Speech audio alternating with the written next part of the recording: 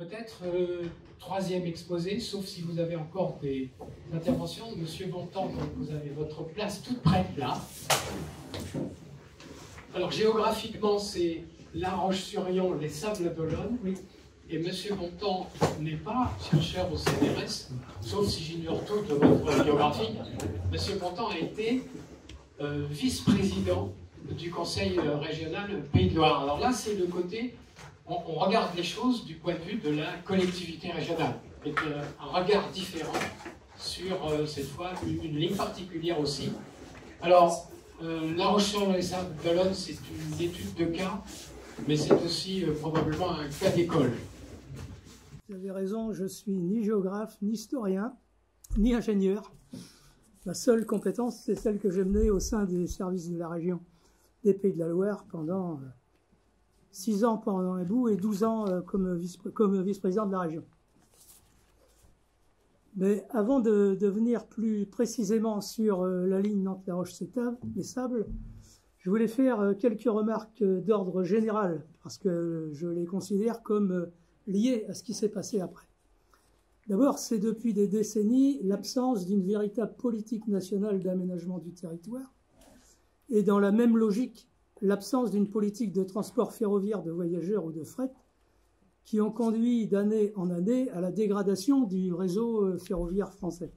Cela avec des conséquences sur la réduction continue du nombre de lignes, des choix nationaux de modernisation au coup par coup qui sont davantage liés à des opinions de l'administration centrale qu'en réalité aux besoins des territoires.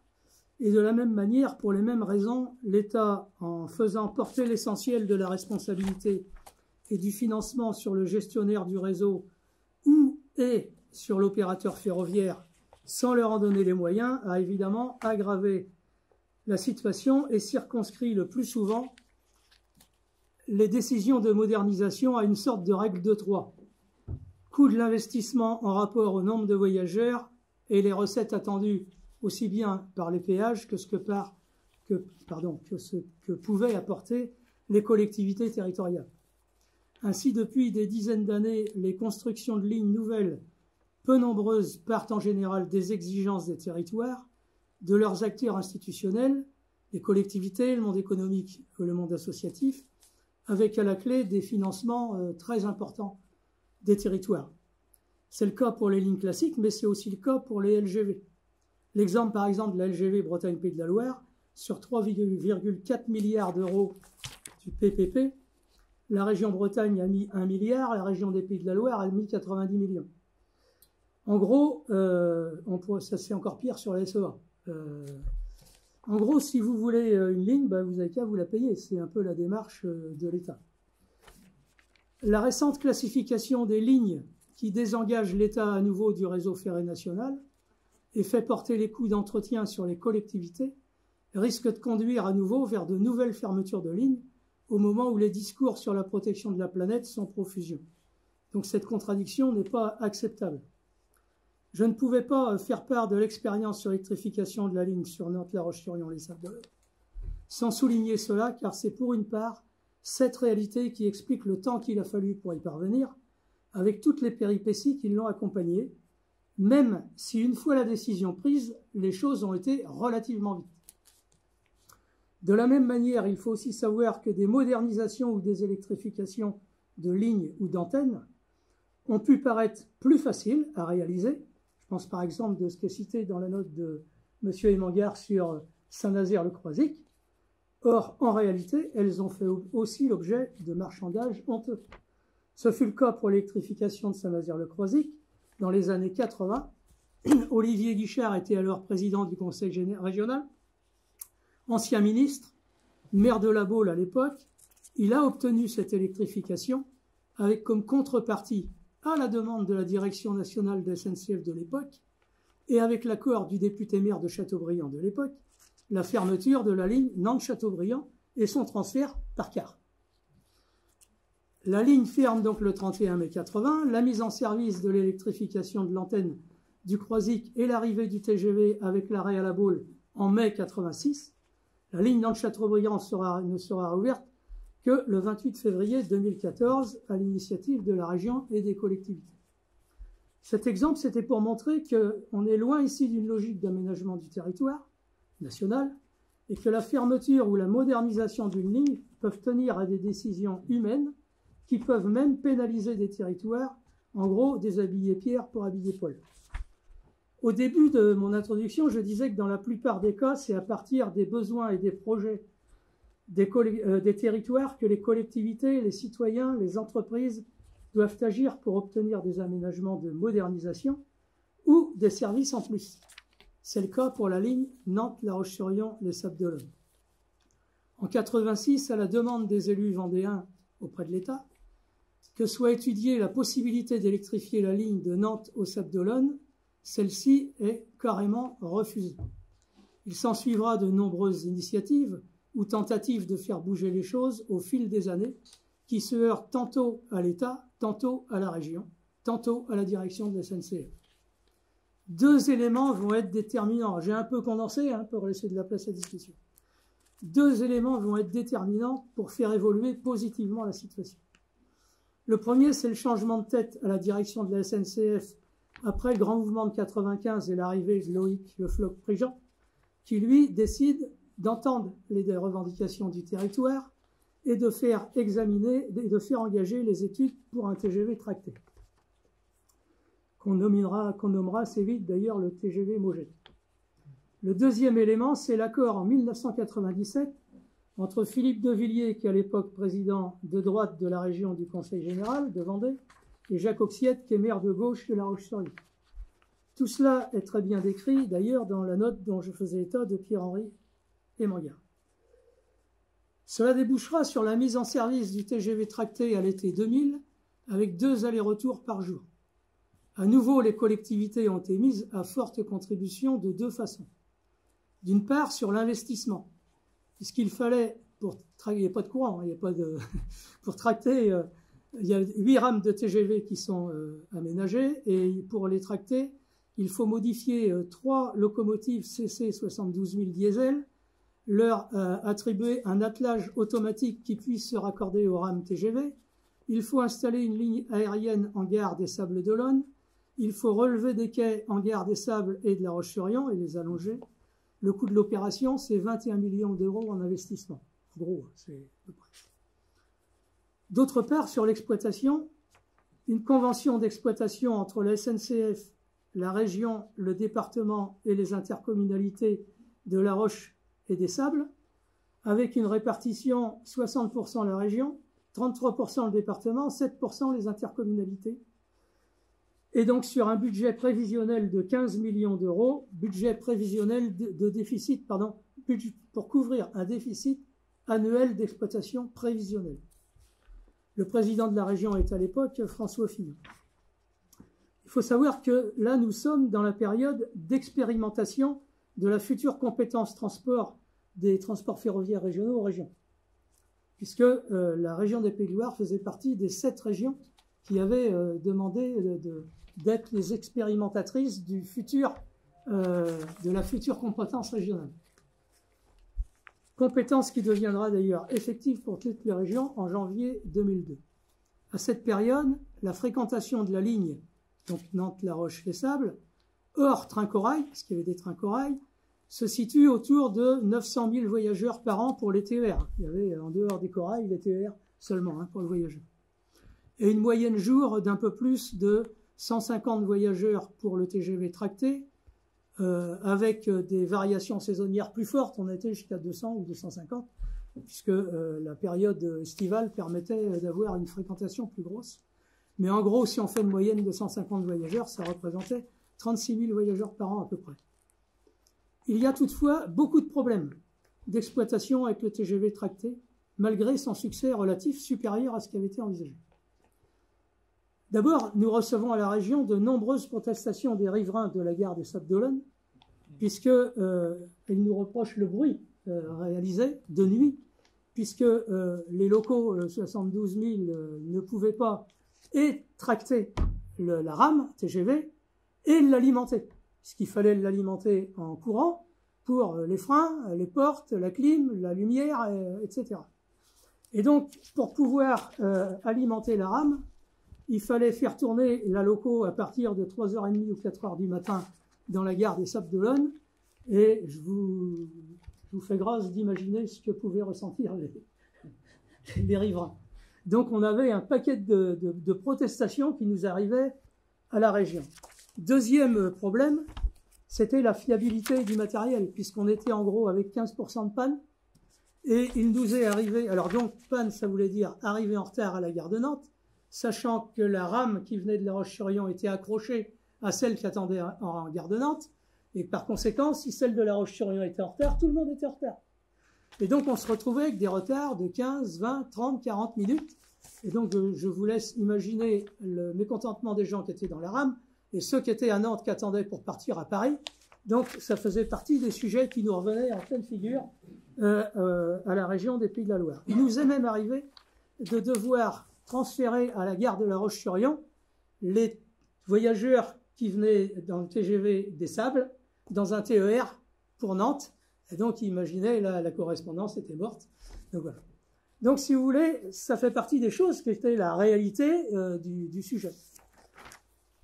Les coûts restant élevés pour la région et pour les collectivités, malgré, je le disais, une fréquentation plus importante que prévu, en mars 2004, la région bascule à gauche et c'est Jacques Oxiette qui devient le président de la région, après François Fillon. Et du coup, en raison des difficultés précitées, ponctualité, réaction des voyageurs, rapport coût-qualité, nous avons assez rapidement eu un échange avec Jacques Oxiette et il s'en est suivi une réflexion collective au sein du conseil régional qui a débouché sur l'idée que, quitte à mettre beaucoup d'argent sur la ligne, autant y aller à fond et arracher une électrification qui permette la circulation d'un vrai TGV en même temps qu'une amélioration des circulations TER. La région étant devenue depuis 2002 organisatrice de transports ferroviaires régionaux, en septembre 2004, nous prenons la décision d'arrêter le TGV Mojette, tel qu'il était souvent surnommé, de remettre des TER supplémentaires en correspondance sur les trains, sur les TGV au départ de Nantes, vers Paris, et au retour de Paris à Nantes vers les Sables, à titre transitoire. C'est ce qui se fait en décembre 2004, puisque nous avions fait la rupture au moment du changement de service d'hiver. Voilà. L'objectif est de ne pas laisser perdurer une situation provisoire dont on risquait de ne pas voir la fin aux dates prévues et d'engager en grand la bataille pour l'électrification de la ligne vers l'État, vers la direction nationale de la SNCF, celle de RFF, et d'obtenir son inscription au contrat de plan État-région. Dès lors, les discussions à nouveau se déroulent entre la région, le département de la Vendée, le département de la Loire-Atlantique, ainsi qu'avec les deux agglos de La Roche-sur-Yon et des Sables-d'Olonne, pour s'entendre sur les clés de répartition financière entre collectivités pour les études et les travaux. C'était en fait un préalable parce que si on veut aller vers l'État et vers la direction des opérateurs ferroviaires, et si on n'est pas d'abord d'accord entre nous, c'est mort. Sous pression des collectivités, du monde économique et des voyageurs et des associations, dont l'ASSO, l'opération est approuvée par décision ministérielle le 18 août 2005. Elle est inscrite par avenant au contrat de plan État-région 2000-2006, ainsi qu'au contrat de projet 2007-2013, avec un objectif de mise en service en décembre 2008. D'ailleurs, c'est des objets qui ont un peu disparu, parce que les contrats de projet, ils ont disparu. Ce qui était des moyens pour les territoires de se projeter sur l'avenir. Donc voilà, maintenant on travaille plutôt au contrat de plan par contrat de plan. C'est pas toujours aussi évident, ça limite les perspectives, si on peut dire comme ça. Le budget global donc retenu est de 105 millions d'euros. La répartition, c'est 35 millions pour la région, 20,4 millions pour le département de la Vendée, 8,8 pour le département de la Loire-Atlantique, 2,9 pour les Sables-d'Olonne et 2,9 pour La Roche-sur-Yon. Si vous faites le total, ça fait 70 millions d'euros, ça fait 66,66% à la charge des collectivités. Puis, à côté, l'État, 27,8 et RFF, 7,2, ce qui représente 33,33%. 2 tiers, 1 tiers, en gros, hein, pour aller vite. Donc, on voit l'apport des collectivités sur ces dossiers. Dit comme ça, tout paraît simple. Mais en réalité, derrière ces décisions, il y a des dizaines de rencontres et d'interventions vers des ministères, vers des députés, vers des sénateurs, vers des responsables au plus haut niveau des entreprises ferroviaires, chacune et chacun faisant jouer ses réseaux à droite comme à gauche, parce que c'est comme ça qu'on gagne. Globalement, ici, tous guidés par un objectif d'intérêt général, qui était l'électrification de la ligne, au fur et à mesure de l'avancement des études et des travaux, les élus ont pris une part active au comité de pilotage qui rassemblait les financeurs avec le maître d'ouvrage qui était RFF et le maître d'œuvre qui était la SNCF, en n'hésitant pas à aller vérifier sur place le bon avancement du chantier. D'ailleurs, je vois Nicolas qui est là. Il a eu le plaisir de nous rencontrer la nuit, des fois, sur certaines parties de la ligne en chantier. Ainsi, les 112 km de double voie ont été réalisés, électrification, dans les temps, 3 ans de travaux, 200 personnes au boulot, 20 entreprises régionales, 4000 poteaux de caténaires, 9 ponts-routes rehaussés, 5 passages à niveau supprimés, création d'une base travaux à la gare de Montaigu, création d'une sous-station électrique en gare de La Roche-sur-Yon et la télécommande de 2 lignes Nantes-La Roche-les-Sables et Rennes-Saint-Malo, faite depuis la sous-station centrale de Rennes, et une ligne ici étant prévue pour l'exploitation des TGV, des TER et des trains de fret, avec la mise en service à l'heure, le 5 décembre 2008. Pour ça, je disais tout à l'heure, des fois, une fois que la décision est prise, les choses peuvent aller vite. Parce qu'en général, on a plutôt l'habitude sur une ligne ferroviaire d'être entre 10 et 20 ans, entre les premières études et la mise en service.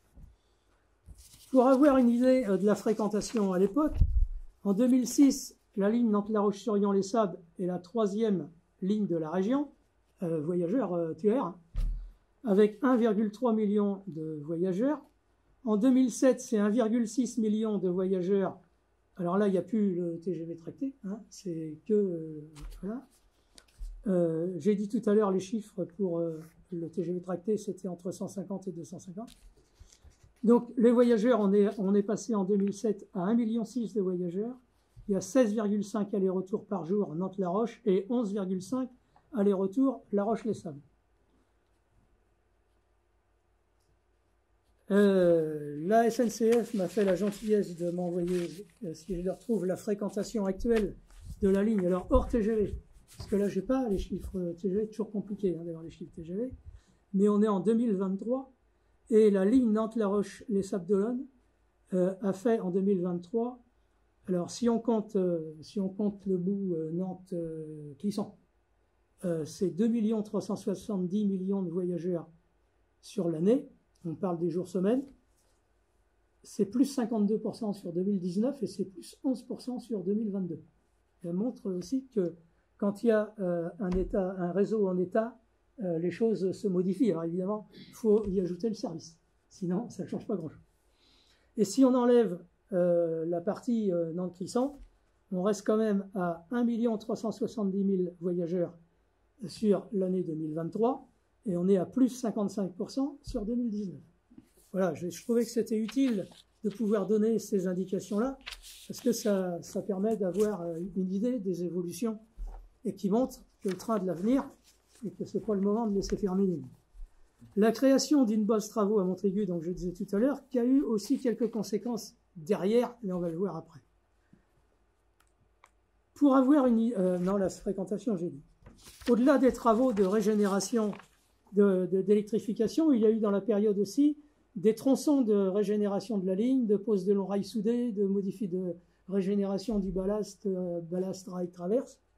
Et il y a eu de nouveaux travaux de régénération sur cette ligne entre 2009 et 2011, pareil avec d'autres portions, RVB comme on dit, hein, rénovation complète.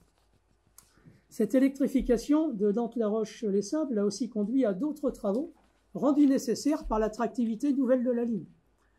Un nouveau quai et 2 voies en gare de Nantes, la réalisation des PEM de Clisson, de La Roche-sur-Yon, de Montaigu, et donc où là aussi c'est les mêmes sujets.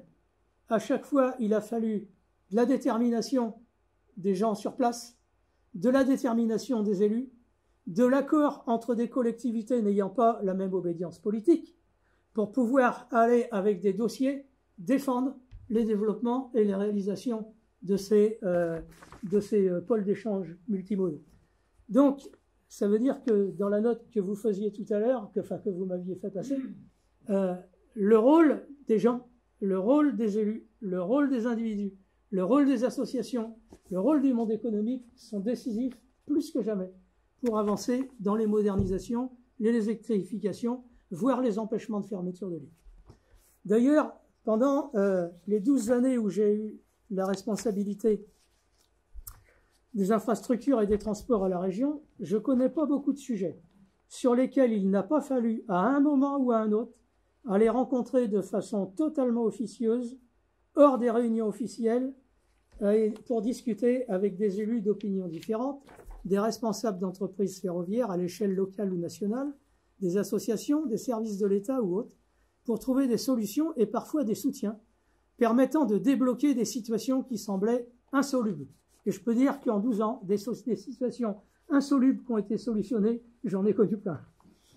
D'une manière générale, sur les sujets d'infrastructure et à plus forte raison sur le ferroviaire, non seulement les coûts sont importants, mais les partenaires sont multiples, les lieux de décision sont divers et on trouvera toujours des entités ou des personnes qui, à un moment ou à un autre, se mettront en travers et produiront des blocages. Eh bien, tout ça, il faut aller les débloquer.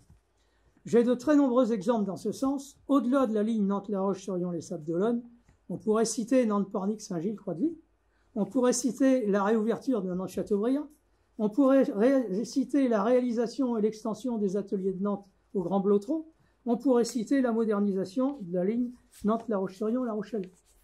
Donc, ou encore la ligne Bressuire-La Roche-sur-Yon et beaucoup d'autres exemples dans la région. Parfois, c'est même entre régions qu'il faut aller discuter. La première des choses est évidemment d'obtenir les décisions de réalisation qui souvent se heurtent à l'administration centrale, même l'administration centrale en région. Mais ensuite, quand les décisions sont prises, c'est souvent là que tout commence, que le rôle des hommes et des femmes de terrain, leur capacité à se parler, quelles que soient leurs différences, est tout aussi déterminante pour surmonter les obstacles, obtenir les réalisations dans les délais prévus.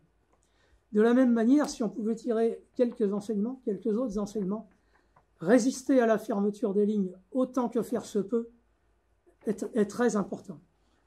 En effet, on peut avoir aujourd'hui des situations dans lesquelles des lignes ont été fermées, elles sont ou déférées ou pas déférées, mais obtenir le non-retranchement du réseau est un pari sur l'avenir, parce qu'on sait aujourd'hui ce que l'on a, on ne sait pas demain ce que l'on aura besoin d'avoir. Et aussi, vous savez, pour citer un exemple, pour terminer, pour rester dans les temps qui m'ont été demandés, vous savez, il y a sur Nantes, l'île de Nantes, il y avait la base fret, si on peut dire comme ça. Et il faut savoir que elle a été transférée depuis au Grand Blotreau. Il y avait évidemment un certain nombre de faisceaux ferroviaires, et aussi bien Serge Michel que les représentants de la SNCF savent de quoi je parle, mais il a fallu de nombreuses, je vais dire, années de discussion avec Nantes Métropole, qui voulait tout virer, puisque quand il y a eu le transfert de Nantes-État à Nantes-Blotreau, nous avons imposé la préservation d'une emprise de 2 voies sur l'île de Nantes, parce qu'on ne sait pas si un jour, on n'en aura pas besoin pour traverser la Loire et raccorder Chantenay. Donc ça fait partie des choses, c'est des exemples, mais je crois que ça part mieux quand on a des exemples, mais qui montrent que aussi entre collectivités, il peut y avoir des sujets, mais il faut préserver l'avenir, et donc tant que c'est pas retranché du réseau, que ce soit déféré, pas déféré, etc., si on n'est pas retranché du réseau, on a des emprises, et aujourd'hui, il y a des dispositifs qui permettent de conserver les emprises sans les laisser à la charge du gestionnaire de réseau, en général en s'arrangeant à faire des voies vertes avec les collectivités et en gardant la propriété des emprises, donc avec des bails amphithéotiques, machin, ceci, cela. Voilà, j'espère que je n'ai pas été trop long et que j'ai répondu à vos questions.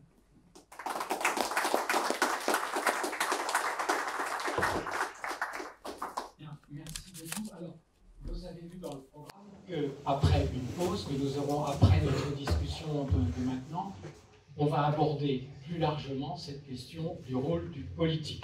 Donc merci d'avoir fait une introduction magistrale à ce thème, finalement, de notre table ronde de tout à l'heure.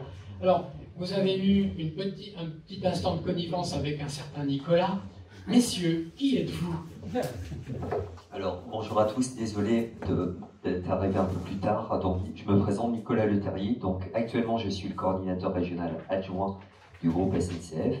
Mais à l'époque, j'ai connu Serge Michel qui est à côté de moi à l'époque de Réseau Ferré de France et j'étais directeur d'opération. Donc, comme le souligne Gilles, en fait, c'est une équipe. Donc, il y a les décideurs et puis il y a les opérationnels. Et j'assurais le pilotage des opérationnels. Et quand je dis opérationnel, il y a les agents SNCF, SNCF Infra à l'époque, mais aussi les entreprises. Et ça, je mets en avant, comme souligne Gilles, ce sont des femmes et des hommes qui ont travaillé, des gens aussi localement. Je prends l'exemple de l'entreprise Gérard Vouette à Clisson, ou des élus locaux qui nous ont aidés, parce que, comme tu le soulignes très bien, Gilles, dans un projet de cette ampleur, il faut un collectif, parce que parfois, l'engrenage, il y a quelques blocages. Donc, des blocages parce que les gens ne connaissent pas forcément le ferroviaire. Et pourtant, moi, je dis ça, et alors que je viens au départ du monde du routier et de l'aérien, et pour des gestionnaires routiers, expliquer des convois exceptionnels qui arrivent pour alimenter des chantiers, enfin des exemples comme ça du quotidien. Et donc c'est une très belle aventure et c'est un plaisir de voir maintenant la fréquentation que nous pouvons avoir sur notre réseau. Bon, mais nous avons une rangée cheminote, alors on ne va pas s'arrêter en si bon chemin. Oui, merci beaucoup. Alors moi je suis Olivier Juban, j'ai 3 casquettes.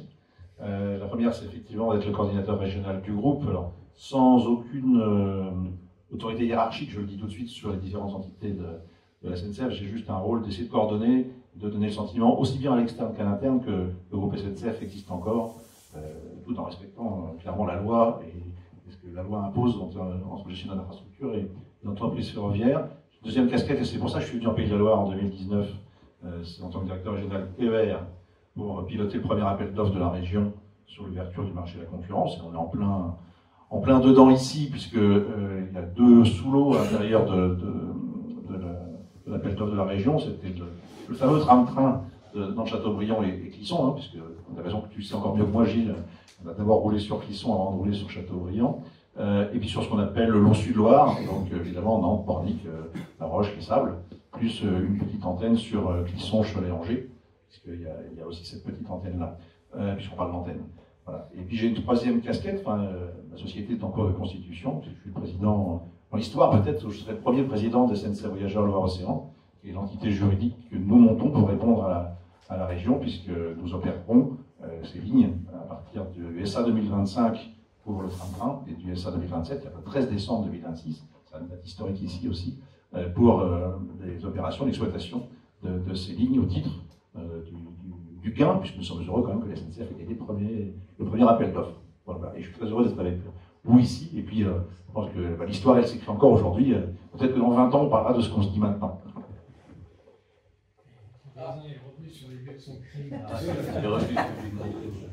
Oui, donc Serge Michel, je suis ici en tant que représentant de Rail et Histoire, et je ne suis plus en activité, mais tout ce qui a été dit m'invite à revenir sur les années que j'ai passées ici en Pays de la Loire, puisque j'ai été dans la première décennie de ce millénaire, entre 1999 et 2009, aux commandes de Réseau Ferré de France au niveau de la direction régionale qui couvrait la Bretagne et les Pays de la Loire.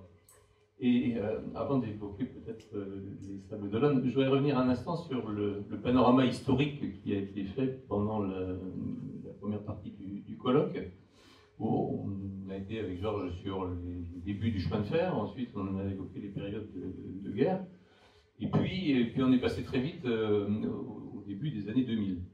Et moi je voudrais apporter témoignage aujourd'hui ici de ce que l'on a vécu pendant cette décennie. Au niveau des antennes atlantiques. Moi, pendant les 10 ans que j'ai passé dans cette région, j'ai connu l'électrification de Plouaret-Lannion. Jean-Louis Roux pourrait en parler également. C'était en 2000. La réouverture à l'année de Pornic en 2001, et je me souviens encore des premières visites que Jean-Claude Merceron et Henri Mangard m'avaient rendues dans les locaux de Réseau Ferré de France, tout juste né, sur l'île de Nantes à l'époque, pour défendre le dynamisme de ces lignes Nantes-Saint-Gilles, Nantes-Pornic. Donc ça, c'était en 2001. En 2005, il y a eu l'électrification de la ligne Rennes-Saint-Malo. En 2008, l'électrification de Nantes, La Roche-sur-Yon, les Sables-d'Olonne. Et je me souviens qu'à l'époque de cette électrification, le ministre des Transports, ou secrétaire d'État ou ministre délégué, qui était Dominique Bussereau, le président du Conseil général à l'époque de la Charente-Maritime, qui était en voisin, et qui aurait aimé que l'antenne juste suivante, hein, plus au sud, de Royan, puisse bénéficier des mêmes avantages que d'autres antennes venaient de bénéficier, avec l'électrification qui permettait d'amener le TGV jusque dans les stations balnéaires. Et puis ensuite, le projet de modernisation de Nantes-Saint-Gilles-Pornic qui était lancé et qui a continué sa vie et son chemin après que je sois parti. Donc je voudrais quand même insister sur cette période. On a eu une décennie là, avec énormément de projets qui ont réhabilité des lignes, et en particulier ces lignes des antennes balnéaires qui sont l'objet du présent colloque. Alors ça tient sans doute à ce qu'a évoqué Gilles Bontemps avec la régionalisation du transport de voyageurs et l'intervention des collectivités qui ont pris les choses à bras-le-corps. Ça tient sans doute aussi à la forme des premiers contrats de plan d'État-région, les CPER, qui avaient au début des années 2000 pour la première fois un volet ferroviaire qui a entraîné ces mobilisations et ces recherches de consensus pour des aménagements ferroviaires qui ont été donc nombreux dans cette période. Et puis il y a eu des expériences, des expérimentations. Je ne sais pas si aujourd'hui on peut parler d'expérimentation pour le TGV tracté. Moi je l'ai un peu vécu comme tel à l'époque, parce que lorsqu'en 2000 le TGV tracté a été mis en place, je pense que c'était en particulier pour voir ce qu'il en était de l'impact de la suppression d'une rupture de charge. Georges, la question t'a été posée tout à l'heure des trains directs ou pas directs dans les premières décennies du chemin de fer et de ces lignes balnéaires. Il y avait débat avant le TGV tracté sur ce que pouvait représenter la rupture de charge à Nantes comme pénalisation pour les familles, pour les voyageurs. Et les chiffres ont été explosés lorsque le TGV tracté était mis en place. Et le TGV tracté, je pense que c'était une vérification de ce que pouvait être le poids d'une rupture de charge, de la suppression d'une rupture de charge, avec un effet très très positif et qui a sans doute contribué à entraîner ensuite l'électrification, parce que la preuve était donnée que, au-delà de ce que pouvaient indiquer les simulateurs et les boîtes noires qui faisaient des prévisions de trafic, eh bien la diminution de la rupture de charge apportait un gain de voyageurs bien plus élevé que ce qui était imaginé. Donc, pour conclure, je dirais une période assez riche. Peut-être faudra-t-il l'évoquer dans les minutes de ce colloque. Il y a eu la période jusqu'à la guerre, il y a eu la période de déclin dans les années 50, et puis il y a eu au moins dans cette période de 2000-2010, puisque à ma connaissance, il n'y a pas eu d'autres électrifications ou d'autres améliorations fortes. Non, de Châteaubriand. Non, sur les lignes, je reviens au sujet du colloque, sur les lignes balnéaires. Il n'y a pas eu d'autres cas, alors que là, sur une dizaine d'années, on en a eu au moins 3, sans compter les modernisations par ailleurs. Donc sans doute il y a eu là un phénomène, mais qui va se retrouver évoqué dans la table ronde qui suivra avec la prise en compte de plus en plus importante des souhaits des populations, de leurs représentants, de l'implication des collectivités et, comme l'a dit Gilles Bontran, des recherches de consensus et des mobilisations au-delà de tous les clivages politiques qu'il peut y avoir. Y a-t-il d'autres interventions? Oui, Pierre? C'était une question très, très précise. Bon, il y a eu un tour de table quand même assez étoffé, qui devient maintenant une chose assez courante pour financer des opérations de ce type-là. Est-ce qu'il a été demandé aussi de l'argent aux collectivités pour financer le service, c'est-à-dire au-delà de l'investissement, comme ça a pu se faire sur d'autres TGV qui avaient été un peu suscités par les collectivités, ou est-ce que la SNCF l'exploite à ses risques et périls? Pour tout ce qui concerne les transports régionaux, c'est la région qui prend en charge la totalité. TGV à connaissance, non. Ni sur le Bretagne-Pays de la Loire, ni sur SE. Hein, qu'est-ce que j'ai dit? Allez, dites. Juste le dire, il y a plus de transport de passagers en Bretagne dans le TGV que dans le TER en Bretagne. Donc, et donc il y a une convention qui lie la SNCF au sens de son activité TGV la Bretagne, ce qui n'est pas le cas en Pays de la Loire. Et donc, en général, d'ailleurs, TGV, c'est d'ailleurs l'opposé du modèle conventionné, c'est un modèle dit libre. Maintenant, on parle de système librement ouvert, SLO, avec des concurrents qui d'ailleurs déclarent vouloir développer des offres dans les années qui viennent sur le Grand Ouest en grande vitesse. Vous avez entendu parler de la société Le Train. J'ai aucun problème pour citer les potentiels concurrents de la SNCF, c'est la vie. Voilà. Mais c'est effectivement, comme vous le dites, j'aime bien que vous le disiez comme ça, aux risques et périls de l'opérateur, y compris dans une dimension qui n'est pas beaucoup citée en termes d'investissement, et l'investissement dans les matériels roulants. Une rame TGV, c'est de l'ordre de 30 millions d'euros, et une seule, évidemment, pour opérer, c'est juste insuffisant.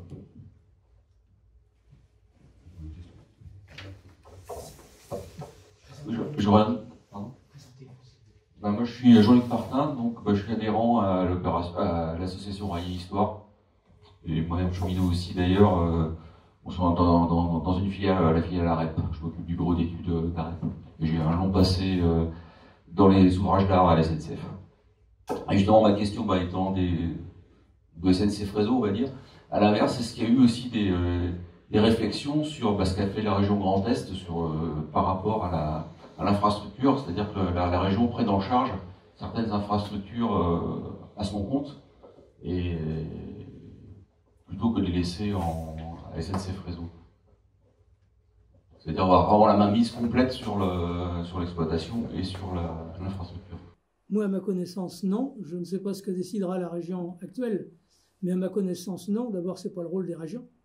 Je pense que les régions, elles sont plus fondées aujourd'hui à obtenir des modernisations, des réouvertures quand c'est possible, etc., de l'État central, parce que quand même tout passe par là, hein, à un moment donné. Il faut quand même le savoir.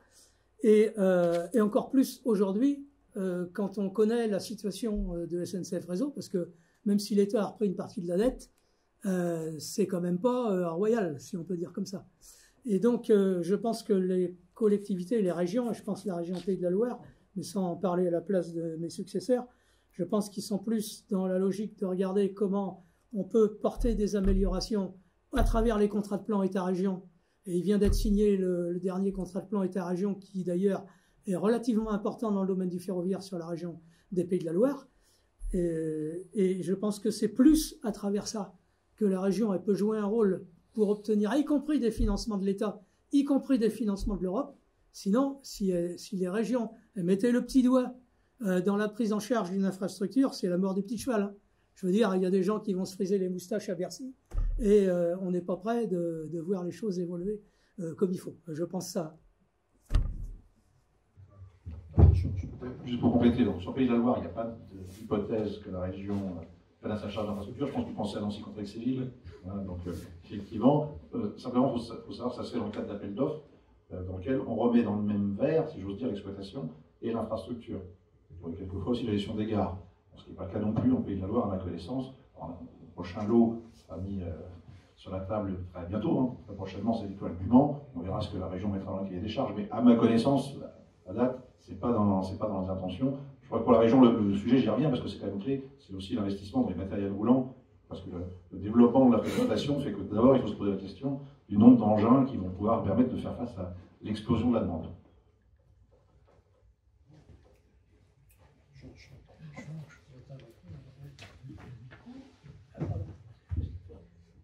Ce qui me plaît beaucoup dans votre exposé, c'est que vous avez mis le doigt, vous avez dit que ce sont les hommes qui font l'histoire. Une formule pudique, alors que vous venez de parler d'Olivier Guichard, c'est pas n'importe quel petit bonhomme quand même. C'est ce que je crois personnellement qu'il y aurait à faire une histoire sur la longue durée du rôle des élus locaux, lorsqu'ils sont à Paris, bien placés dans les ministères, de passage précaire, rapidement, ils savent que leur siège est éjectable, mais de la manière dont le peu de pouvoir de temps qu'ils passent à Matignon ou dans les ministères, donner un petit coup de pouce à leur fief. Donc cette thèse appelle des contre-exemples, mais aussi de sérieux exemples. Alors pour revenir sur, rebondir d'abord, rappelons-nous qu'un grand événement comme des JO à Grenoble, aussitôt le samedi, il faut électrifier Lyon-Grenoble. On ne peut pas imaginer des Japonais qui, etc. Voilà. Donc ça c'est très bon, essayer d'avoir à Royan les JO des régates, des trucs comme ça. Bon.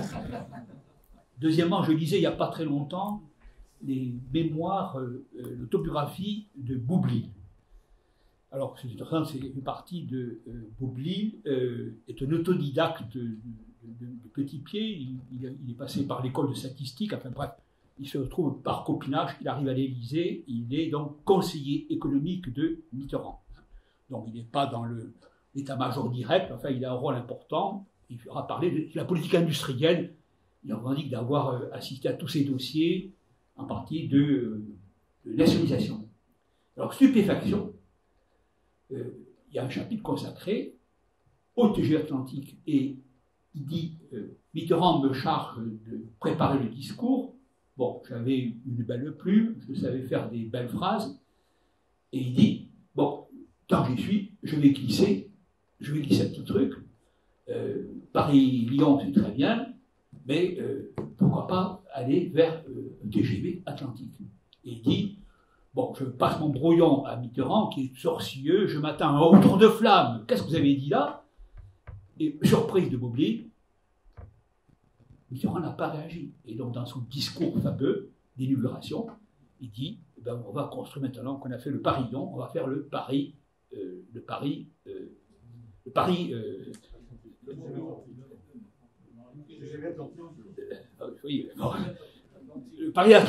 Paris-Bordeaux, voilà. Ça, c'est assez stupéfiant. Alors, on peut imaginer, moi je pensais toujours que Jonzac étant un fief mitterrandien, que c'était un petit coup, comme Mitterrand a participé à l'électrification de la ligne Paris-Clermont-Ferrand, qui dessert un petit peu le Morvan, avec Château-Chinon, qui n'ont pas une antenne ferroviaire, voilà. Mais en tout cas, je crois beaucoup. Alors, vous avez évoqué, donc, rapidement, trop rapidement pour moi, vous avez évoqué Guichard, je pense qu'il a pesé très lourd. Alors, le peu de temps qu'il est au pouvoir, mais je pense qu'il y a des choses peut-être irréversibles à engager. Et après, vous avez cité rapidement, et là, on reste sur sa fin, vous avez prononcé le mot de Le Floch-Prigent. Il est resté à 6 mois, à l'INSEF, il a fait un score, il a marqué des points à la base, il a fait des charrettes du cadre supérieur qu'il a éliminé, mais pourquoi vous avez cité le peu de temps qui passe? Alors, moi, le Floch-Prigent, pour moi, après Bergoglio, c'est l'homme qui dit mon patron, c'est les clients du chemin de fer. C'est pas. Bon, voilà. Et bon, alors, est-ce que fait partie de cette démarche? Il faut être à l'écoute des marchés. Et après lui arrive Gallois, qui est le projet industriel, c'est autre chose. Enfin, je me demandais pourquoi vous avez évoqué le Floch-Prigent. De la même manière, enfin, moi, j'ai l'impression que Bussereau, voilà, on a quand même des sommités dans le domaine de la politique des transports. Est-ce que vous pouvez confirmer que le temps qu'ils sont dans les rênes du pouvoir, il y a des avancées, mais après. Voilà. Ben, j'ai cité le Floch-Prigent parce qu'en fait, c'est lui qui fait la bascule sur le dossier. C'est pour ça que je l'ai cité. Gallois, il n'a pas empêché que ça se poursuive, il a laissé les choses se continuer. Et donc, oui, je pense que quand il y a des gens qui ont des responsabilités à l'échelle du gouvernement, normalement, c'est pas toujours le cas. On a des exemples dans le département sur un aéroport où le Premier ministre, qui était l'ancien maire de Nantes, il n'a pas fait grand-chose pour que ça se fasse. Donc, oui, je veux dire, il y a des choses comme ça, mais c'est vrai que souvent, quand vous avez des ministres, alors moi, Bussereau, je l'ai côtoyé beaucoup, on n'avait pas les mêmes idées, mais on a eu beaucoup de dossiers sur lesquels on a travaillé ensemble.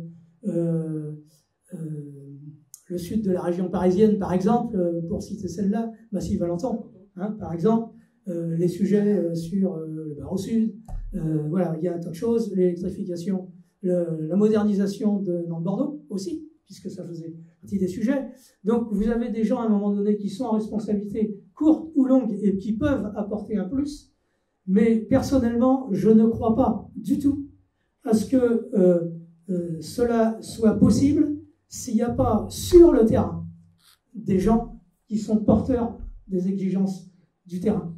Par exemple, si on prend, là on a pris Nantes-La-Roche-les-Sables, mais on pourrait prendre Nantes-Pornic-Saint-Gilles. Serge Michel, il est par exemple bien placé pour savoir que Nantes-Pornic-Saint-Gilles, on était arrivé à la région, nous avec Jacques Oxette à l'époque, il n'y a pas grand monde qui voulait qu'on aille sur la ligne. Moi j'étais le seul et j'avais un peu la bénédiction de Jacques Oxette. Tous les autres élus, l'EDGS en tête, ne voulaient pas qu'on avance de l'argent pour avancer sur cette ligne. Et en fait, c'est et Serge Michel avec Alain-Louis Gourdy, qui était un ancien de la SNCF, qui était le directeur adjoint des transports, où on s'était mis d'accord.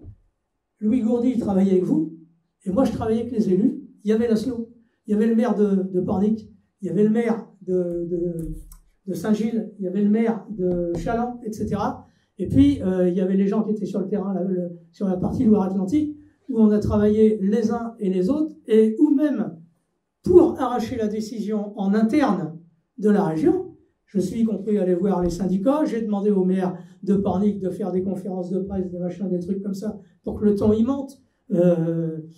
Jean-Claude Merceron est bien peu placé pour savoir qu'on a un peu travaillé comme ça. Bruno Retailleau, qui était le premier VP du département à l'époque de la Vendée, après avoir été VP de la région, on s'est vu un certain nombre de fois complètement off dans son bureau pour que le ton monte, et quand le ton il est monté, ça a bougé à la région. Et c'est quand ça a bougé à la région qu'on a pu aller plus loin. Et je sais que sur la première partie de Nantes-Pornic-Saint-Gilles, il y avait deux parties au sujet. Il y avait les parties infrastructure, où vous aviez travaillé avec un Louis Gourdy pour qu'on le fasse inscrire au contrat de plan État-région, et c'était 3 fois 8, 3 fois 8 millions d'euros, la région, l'État et RFF à l'époque. Et sur l'autre partie, les 27 millions d'euros, c'était tous les collectivités. Mais il a fallu que ça bouge à partir du terrain. Si ça ne bougeait pas à partir du terrain, on n'aurait pas eu le résultat et le démarrage, et après qui s'est continué avec la modernisation complète de la ligne. Et s'il n'y avait pas eu Jacques Oxette, je ne suis pas sûr qu'on aurait gagné. Parce que tout l'entourage, je dis, les VP qui étaient de mon côté, ils n'étaient pas d'accord, ils ne voulaient pas. Et en gros, leur logique, c'était, on ne va quand même pas aider la SNCF. Comme quoi, c'était une drôle de logique. Mais on a fait bouger tout le monde. Et c'est quand on a réussi à faire bouger tout le monde qu'on a arraché les choses. Là, il n'y avait personne. Oxette, il a été ministre, il n'a jamais été ministre. Il a été président de l'association, il a été président de la commission transport de l'association des régions de France. Là, ça nous a évidemment aidé à apporter un peu les choses, et ça nous a aussi beaucoup aidé à développer sur l'acquisition de matériel.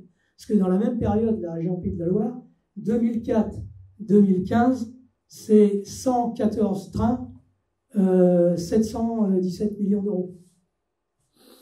Et aujourd'hui, il y a un petit problème avec l'augmentation de la fréquentation. Et ça veut aussi dire que pour les collectivités, si vous avez une rupture dans la commande du matériel, vous avez à un moment donné un trou, c'est tellement long pour pouvoir commander et réaliser des trains. Si vous avez une rupture dans le roulement des commandes, vous êtes planté, c'est ce qui se passe aujourd'hui, et c'est la SNCF qui se fait engueuler, c'est pas les collectivités. Parce que c'est eux qui ont l'exploitation, et les gens, ils rouspètent après la SNCF s'ils ne peuvent pas monter dans les trains. Bien, Georges avait dit tout à l'heure, et les hommes, parce qu'il y a les organisations du travail, hiérarchie, inertie, et tu as dit, et les hommes. Donc là, développement magnifique autour de la question des hommes. Je vais te donner la parole, Hervé, mais du coup, tout de suite, moi j'ai une question et Royan, on peut dire quelque chose de Royan, parce que du coup, voilà, et à Royan, on n'en parle pas de Royan, il ne se passe rien à Royan, etc., etc. Est-ce que ça rentre dans les... Et les hommes, Royan? Bon, voilà, c'est une question peut-être à mettre de côté pour tout à l'heure, ou peut-être Hervé. Mais il y avait une question aussi. Si vous voulez la terminer d'abord. J'avais une question sur l'intérêt de préserver les anciennes lignes et les emprises, par exemple. Est-ce que la solution, c'est toujours de repartir de l'existant? Je sais pas, parce que bon, moi je viens de la région lyonnaise et je vois par exemple, on a la fierté d'avoir la plus vieille ligne de France entre Saint-Étienne et Lyon, mais c'est quand même une catastrophe. Là encore, elle est arrêtée aujourd'hui suite à un éboulement de terrain. Et sans parler de l'autre côté de la ligne vers les Alpes, qui elle est arrêtée depuis bientôt 1 an. Je ne sais pas si on a une date pour qu'elle redémarre, suite à l'éboulement aussi encore plus dramatique. Et puis, je vois aussi, dans des régions que je connais un peu, les montants des travaux sur des lignes à voie unique. Tourloche, 36 millions d'euros. La ligne de Saint-Flour, alors c'est sympa, elle passe par le viaduc de Garabie, 43 millions d'euros, elle est fermée depuis 1 an, là, pour aussi une ligne à voie unique. Est-ce que tout cela est bien raisonnable? Enfin, est-ce qu'on ne se fait pas un peu plaisir? Est-ce qu'on ne fait pas un peu travailler du BTP parce que qu'est-ce qu'on peut espérer d'une ligne à voie unique en termes de trafic? C'est pas compliqué.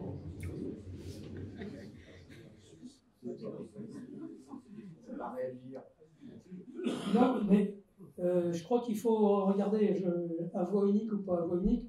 Souvent, les emprises, elles sont plus larges que la voie. Souvent, vous avez une voie unique sur une emprise de 2 voies. Parce que dans le temps, il y avait quand même un peu de prévision. Et aujourd'hui, il y a quand même un sujet sur lequel on a intérêt de faire attention. Alors, ça ne veut pas dire que c'est le cas partout. Hein. Moi, quand je dis ça, je suis plutôt dans la logique de la prudence pour préserver l'avenir.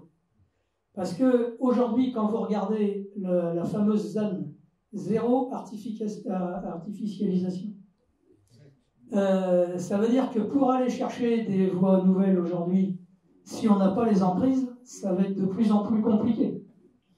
Et donc, en général, les emprises, elles raccordaient au moins des entités, des villages, des villes, qui souvent ont grossi avec le temps. Pas toujours, mais souvent. Alors, je ne parle pas des endroits où on est complètement dans le désert, dans la France, etc. Mais je trouve que la prudence vaudrait, de toute façon, on ne risque rien, de préserver une emprise. Elle peut être utilisée en attendant. Peut-être que jamais elle sera réouverte, mais au moins, si on veut rouvrir dans ces endroits-là, on a le terrain, on a l'espace et on n'a pas de soucis. Derrière, vous savez, je prends l'exemple de Nantes-Châteaubriand. Nantes-Châteaubriand, c'était une ligne, alors il y a une emprise de 2 si on voulait, mais c'était une ligne à voie unique, elle est restée une ligne à voie unique, avec des zones de croisement, évidemment. Mais le problème qui s'est posé à Nantes-Châteaubriand, pour ça qu'il y a un train-train d'ailleurs, et pas un train, c'est que quand vous arriviez en plus de 30 ans, la ville s'est rapprochée des voies, et on n'avait plus l'autorisation de passer un train classique en ville, sauf à faire un tunnel. Et donc, ça veut dire que là aussi, on peut se trouver dans des endroits ou dans les zones urbanisées, où de plus en plus le terrain, il va être dur à trouver parce qu'on n'a pas le droit. Là, je vois bien que là, il y a eu quelques exceptions qui viennent d'être données sur la loi ZAN pour quelques grands projets à l'échelle du territoire il y a quelques jours, mais on n'aura pas, à mon avis, des exceptions comme ça de manière régulière. Et si on n'a plus la place de passer, ce sera difficile de pouvoir penser réouvrir des lignes. C'est dans cette logique-là, je dis, préservons, n'insultons pas l'avenir. Peut-être que jamais il y aura du train dans ces endroits-là. S'il n'y a pas de train, en attendant, on peut avoir autre chose à condition qu'on reste dans le réseau ferré national. Sinon, on est mort après c'est vendu par morceaux. Ce qui se passe par exemple entre Châteaubriand et Château-Gontier, la ligne, elle a été déférée, ok, il y a des endroits, d'ailleurs je crois qu'elle est peut-être bien maintenant complètement plus dans le réseau ferré national, mais il y avait des endroits où vous avez eu des routes qu'on croisait, il y a eu des ronds-points, il y a eu du machin, la ligne, les portions de ligne ont été vendues, c'est mort, vous ne ferez plus jamais rien là. Donc c'est ça que je veux dire. Quand je veux dire, ça ne veut pas dire qu'il faut faire tout et n'importe quoi. Et après, le coût du ferroviaire reste quand même élevé. Quand on regarde globalement, dès que vous allez aller sur une modernisation d'une ligne, vous êtes par dizaines de millions d'euros, avec des S à dizaines si on a le droit de le faire. Mais c'est quand même du lourd, le ferroviaire. Donc je pense que ce qu'il faut regarder derrière, c'est le rapport entre ce qu'on peut obtenir, le trafic qu'on peut obtenir, le service qu'on peut rendre. Et puis il y a un autre sujet aujourd'hui qui est de plus en plus prenant. On le voit aussi pareil pour le fret. C'est que de plus en plus, les chauffeurs de car, on n'en trouve pas. Les chauffeurs de camions, on n'en trouve pas. Il y a un moment donné, il faudra faire quelque chose. Et si on veut avancer aussi sur la préservation de l'environnement, je pense que le fer, il a plus d'avenir. Mais là, c'est pareil, si on n'a pas des endroits pour le faire circuler, on aura un problème. Parce que ça veut dire qu'on doit passer partout au même endroit où c'était avant.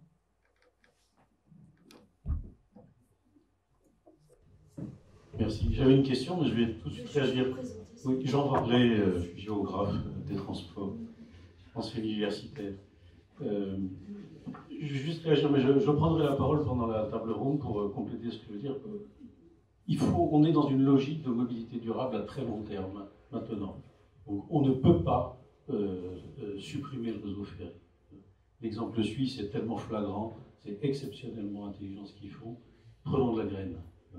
Donc il faut, même si on est à Saint-Flour, il faut maintenir quelque chose. On y reviendra. Bien.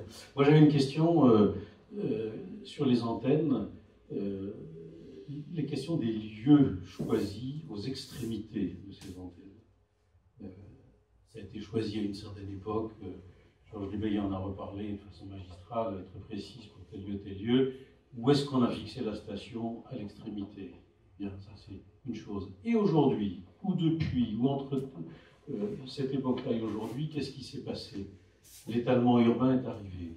Alors, vous avez cité à un moment donné des modalités de construction parallèles ou complémentaires, que moi, géographe, je dis parcours terminal ou dernier kilomètre, c'est l'expression d'aujourd'hui, même si le dernier kilomètre peut en faire 50. Bien, qu'est-ce qui s'est passé? Y a-t-il eu complémentarité entre des compagnies et d'autres pour aller jusqu'au bout? Et aujourd'hui ou depuis, comment le client qui arrive peut considérer qu'il n'est pas en cul-de-sac à la gare d'arriver là-bas et qu'il a encore 20 km à faire pour atteindre le logement, la location, je ne sais quoi.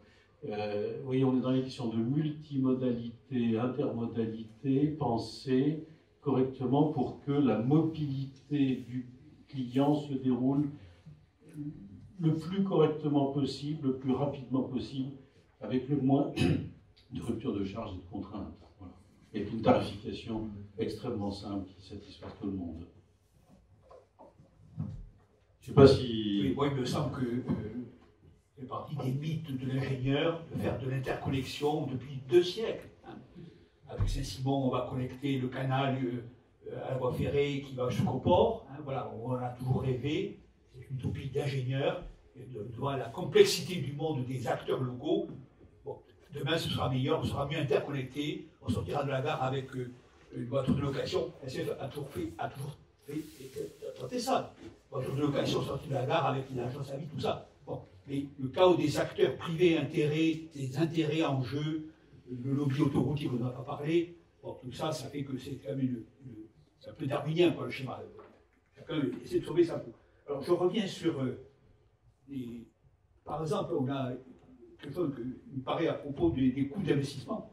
Fraissinet, je l'ai évoqué rapidement, quand même, Fraissinet, républicain, la République pour tous, le train pour tous, va convertir des lignes d'intérêt local en disant mais elles méritent mieux que ça, on va les porter au réseau d'intérêt général.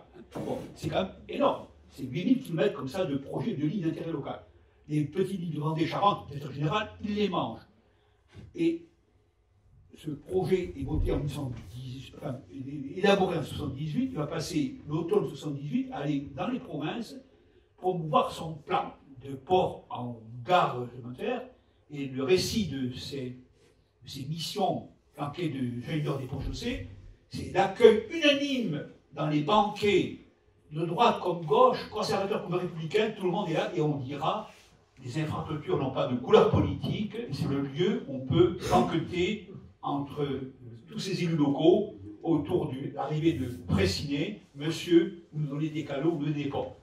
Une formule qui était l'infrastructure n'a pas de couleur politique. C'est discutable. Le chemin de fer est plutôt à gauche, la route est plutôt à droite, n'est-ce pas? Bon.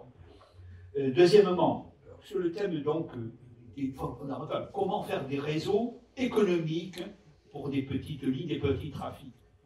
Les ingénieurs, en particulier les ingénieurs centraliens, dont je suis, abandonnent un peu les techniciens, les grands réseaux, ont bricolé des tas d'idées, des utopies, parce qu'on dit qu'on va prendre des petits morceaux dont ils ne veulent pas dans les grandes compagnies.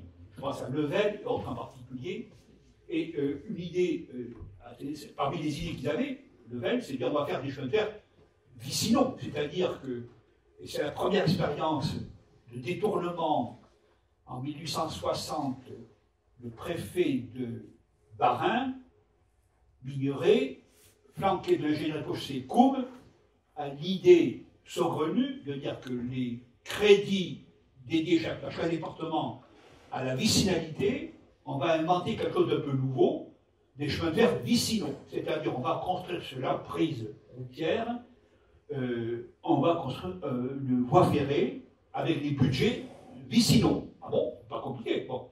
Les techniques changent, c'est un modèle un peu plus simplifié, en termes de cahier des charges, etc. Donc, les chemins de fer vicinaux, démarrer, et puis après, cette affaire qui est simple, économique, trop simple, la compagnie de l'Est va racheter ça et va promouvoir ce premier réseau intéressant dans le réseau d'intérêt général. Des idées parmi, alors par exemple, à la SNCF, tous les 20 ans, il y a un grand dossier, comment sauver les lignes d'intérêt local. Le projet EDI, exploitation des lignes d'intérêt local, les années 90, j'ai suivi ça avec une mission, comment arriver à... alors, c'est la même solution, depuis un siècle, c'est la même solution. Il faut autonomiser la ligne, les 50 km de ligne, il faut les autonomiser, créer une équipe complètement responsable de A à Z, le commercial, le technique, autonome, autogestion, qui rendront des comptes, effectivement, et qui sont les mieux à percevoir le public et la demande, hein, et non pas être trop ficelé par une tutelle, chef d'administration, etc.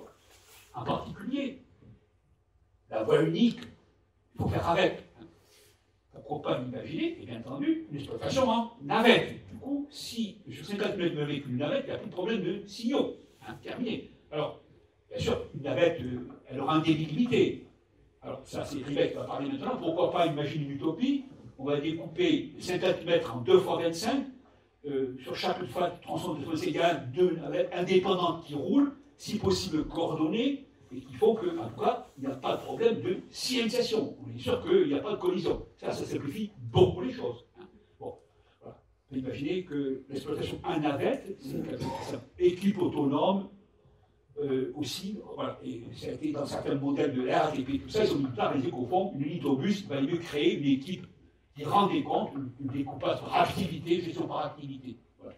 Mais ça ne marche pas parce que un cheminot, pour lui, il joue l'intérêt général, le service public, c'est une affaire d'État, et de dire qu'il va être simplement promu chef d'un petit réseau, qu'on va demander aux mécaniciens d'être un peu polyvalents et de toucher à la billetterie, etc. Ça, c'est impensable dans le monde, il y a plus longtemps, cheminot, hein, c'est-à-dire un monde où chacun a sa spécialité, etc. Donc la polyvalence est un mot là. Donc ces projets que j'avais suivis ont capoté sur le fait des refus des syndicats, non, bien, sauf en 45-47, à la Libération, où finalement, on a mis des autocars sur des rails, hein, autocars Fora, tout ça c'est du bricolage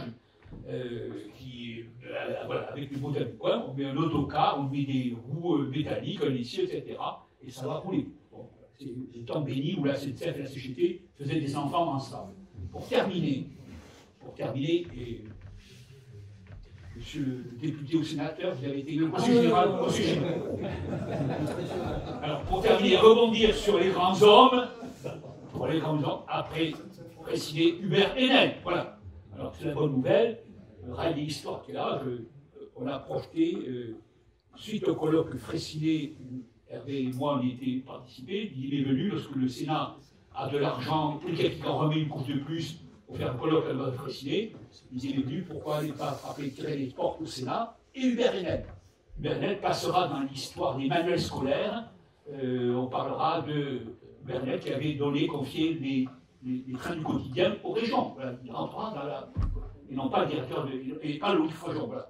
Donc ça, c'est une bonne nouvelle, on va lui consacrer. Et je veux poser à vous écouter, vous faites partie des régions, l'idée c'est de faire appel à des témoins comme vous, qui ont été dans la partie expérimentation, on cherche des témoins, voilà. Bien, monsieur Bontemps, vous venez d'être embauché. Alors, je vous propose qu'on passe à la pause. On a abordé finalement le thème de la table ronde qui suivra avec le rapport entre les hommes et les institutions. Royan est à nouveau passé la trappe, mais j'y reviens.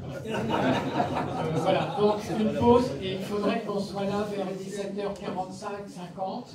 Donc vous avez eu 35 minutes de